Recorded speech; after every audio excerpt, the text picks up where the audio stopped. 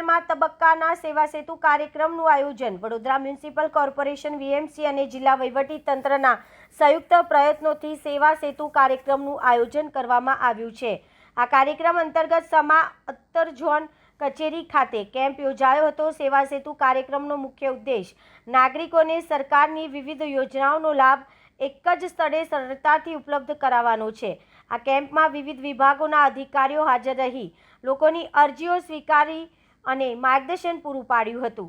શહેરમાં સેવા સેતુ કાર્યક્રમના 11મા તબક્કાનો પણ સાથે શુભારંભ કરવામાં આવ્યો છે।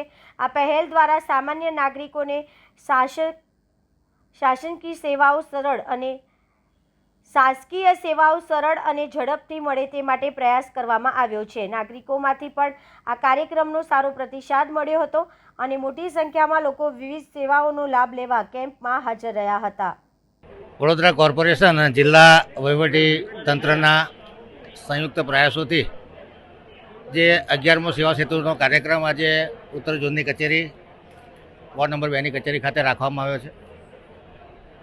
સરકાર નાગરિકોના દ્વારે પહોંચે, લોકોના ઘર સુધી પહોંચે અને સરકારી યોજનાઓમાં 100% આવરણ થાય, એટલે કે 100% સેચ્યુરેશન એચીવ થાય એ આશયથી આ પ્રકારના સેવા સેતુના કેમ્પો કરવામાં આવે છે। એક જ રૂફની નીચે તમામ સેવાઓ નાગરિકોને મળી રહે અને તમામ અરજીઓને ફેસિલિટેટ કરવામાં આવે એ પ્રકારનું આજે કરવામાં આવ્યું છે। ખાસ કરીને આયુષ્યમાન કાર્ડ હોય, આવકનો દાખલો હોય, જાતિનું પ્રમાણપત્ર હોય, લઘુમતીનું પ્રમાણપત્ર હોય, 7 બારના ઉતારા હોય, 8A હોય, કુંવરબાઈનું મામેરું હોય, આ તમામ યોજનાઓ ખાસ કરીને આધાર કાર્ડ અને બેંકને લિંકિંગ કરવાનું હોય, જે ત્રિદેવની શક્તિ છે આધાર કાર્ડ, જનધન અને મોબાઈલ નંબર, આ ત્રણને લિંક કરી અને જે ડાયરેક્ટ બેનિફિટ આપવાના હોય છે એ ડાયરેક્ટ લોકોના ખાતામાં જાય અને ભ્રષ્ટાચાર પર અંકુશ મેળવવાની કોશિશ છે। ખાસ કરીને શ્રવણ તીર્થ યોજનાઓ છે, અમુક યોજના એવી છે કે જે લોકોને ખૂબ ખ્યાલ નથી હોતો, તો એનું માર્કેટિંગ પણ થાય છે અને તમામ પ્રકારની સેવાઓ જેવી કે બસ કન્સેશન પાસ હોય, લર્નિંગ લાયસન્સ હોય, સિટી ટ્રાન્સપોર્ટ હોય, આધાર કાર્ડ હોય, આવકનો દાખલો હોય, આ તમામ સેવાઓ એક જ રૂફની નીચે મળી રહે એ આશયથી આ સેવા સેતુનું કેમ્પનું આયોજન કરવામાં આવ્યું છે। આપના માધ્યમથી તમામ નાગરિકોને અપીલ કરું છું કે કોઈને કોઈ પણ સેવાની જરૂર હોય તો આજે 9 થી 2 વાગ્યા સુધી અરજી સ્વીકારવામાં આવશે અને 5 વાગ્યા સુધી આ કેમ્પ ચાલવાનો છે।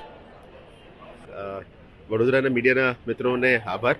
આજે અમે વડોદરા સમા ખાતે નોર્થ ઝોન અને ઈસ્ટ ઝોનની સેવા સેતુ કાર્યક્રમ બંને રાજ્ય સરકારની સૂચના મુજબ અમે છેલ્લેનું જે સેચ્યુરેશન અપ્રોચ તરફથી જઈ રહ્યા છે। આજે વડોદરા મહાનગરપાલિકા અને જિલ્લા વહીવટીતંત્રનું સંયુક્ત ઉપક્રમે અમે નોર્થ ઝોનના વડોદરા મહાનગરપાલિકાની કચેરીમાં આયોજન કરવામાં આવ્યું છે। એમાં મોટાભાગમાં સિટીને સમાવેશ કરવા માટે વડોદરા મહાનગરપાલિકા અને જિલ્લા વહીવટીતંત્રના સંયુક્ત ઉપક્રમે અલગ અલગ ડિપાર્ટમેન્ટ્સનું સેવાઓ આપી રહ્યા છે। એમાં આયુષ્યમાન કાર્ડ હોય, રેશન કાર્ડનું નામ કમીનું હોય, દાખલાનું હોય, એપ્રેન્ટિસશીપ યોજનાનું હોય, અલગ અલગ સ્કીમ્સના અદરવાઇઝ SC/ST ડિપાર્ટમેન્ટનું હોય, OBCનું ડિપાર્ટમેન્ટનું હોય, એટલે સિટીના મેક્સિમમ લોકોને પહોંચી શકાય એવા અપ્રોચમાં અત્યારે કરી રહ્યા છે। વડોદરા મહાનગરપાલિકાનું સિવિક સેન્ટર્સમાં પણ અમે અમુક સર્વિસીસ આપતા હોય છે, પણ આજે ખાસ કરીને જિલ્લા વહીવટીતંત્રનું સિટી વિસ્તારને વડોદરા મહાનગરપાલિકા સાથે જોડીને અમે આ સેવાઓ આપવાનું નક્કી કર્યું છે। આવનારા દિવસોમાં સાઉથ ઝોન અને વેસ્ટ ઝોનનું પણ એક સેવા સેતુ પણ કરવાના છે, જેથી કરીને 31 માર્ચ પહેલાં અમે જે સેચ્યુરેશન અપ્રોચથી લોકોની સેવા આપવા માંગીએ છીએ એ દિશામાં કરી રહ્યા છે। જે રીતનું ભારત સરકાર અને રાજ્ય સરકાર સેચ્યુરેશનમાં અલગ અલગ સેવાઓ પબ્લિકને આપતા જ આવીએ છીએ, અમે આજે પણ ચૂંટેલા પદાધિકારી, ex corporators, ex MLA, present પદાધિકારીઓ તમામ મારફતે પણ મેસેજીસ અમે મોકલવા માંગીએ છીએ, જેથી કરીને કોઈને પણ બાકી રહેતા હોય આજે આખા દિવસ અહીંયા નોર્થ ઝોનની મામલતદાર કચેરી અને વડોદરા મહાનગરપાલિકાના નોર્થ ઝોન સમા કચેરી મારફતે આનું સેવામાં જે આપવા માટે અમે પ્રયત્ન કરીએ છીએ। વડોદરાના નાગરિકોને અપીલ કરીએ છીએ કે તમારા ઘરમાં કોઈ પણ સેવાઓની બાકી હોય, ઇવન પુરવઠા વિભાગનું અને એને પણ આજે રાખવામાં આવ્યું છે, એટલે કોઈ પણ ઇશ્યુઝ હોય, સમસ્યા હોય, માહિતી હોય, એ બધા તમને અહીંયા મળશે અને સેવાઓ પણ આજે તમારું લઈ જવા માટે અમે તમામને વિનંતી કરીએ છીએ। Thank you.